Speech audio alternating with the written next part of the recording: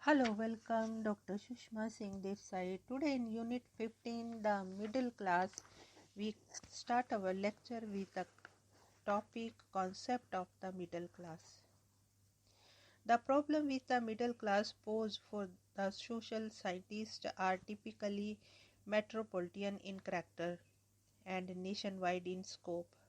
Sirot Mills states that a city's population may be stratified in following manners. Objectivity in terms of such bases as property or occupation or the amount of income received from either or both sources. Information about these bases may be confined to the present or may include extractions, intermarriages, and job histories of members of given strata. Subjectively, strata may be constructed according to who does the rating. Each individual may be asked to assign himself a position. The interviewer may intuitively rate each individual, or each individual may be asked to stratify the population and then to give his image of the people on each level. Coming Radodrop,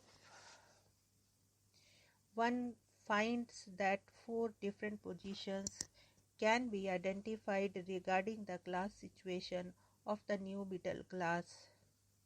In the first position, it is held that since most middle class occupations have been structurally differentiated from what were previously ruling class occupations, so the new middle class is an extension of the existing capitalist ruling class.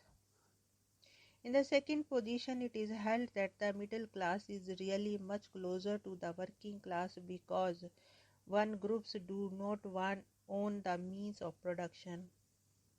Any identification with the ruling class is merely false consciousness that will disappear once the middle class comes to realize their class interest to be coincidental with the working class.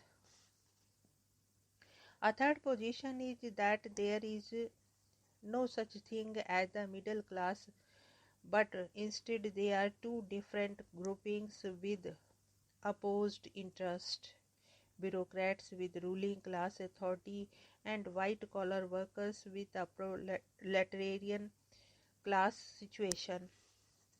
Finally, there is a position where it is maintained that the middle class is a structurally ambivalent situation.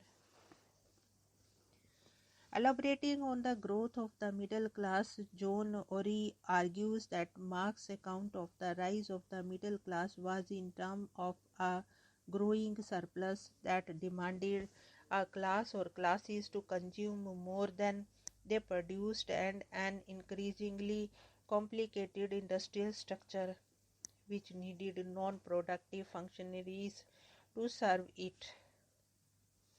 In theories of surplus values, Marx goes on to argue that the capitalism develops, there is an expansion of the middle class.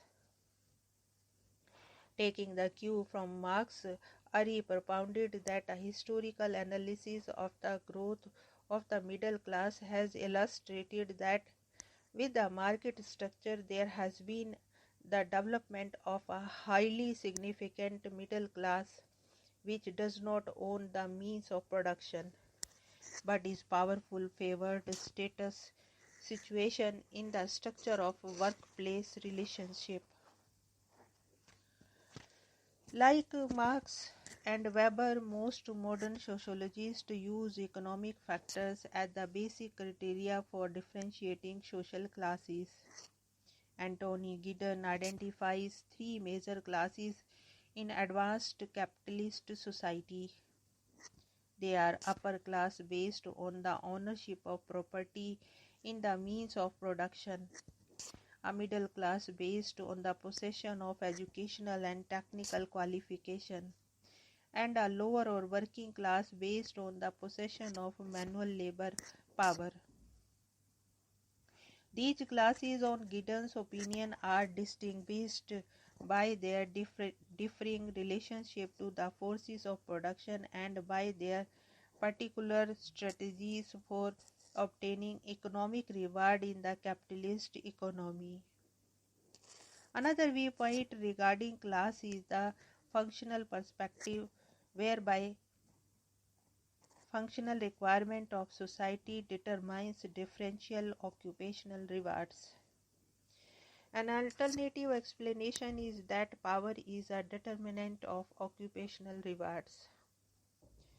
This is a very basic understanding of the concept of the middle class, drawing our attention to middle class in India. First and foremost, it becomes significant to delve into the evolution of the middle class in India. Here we want to close this lecture. Thanks for listening.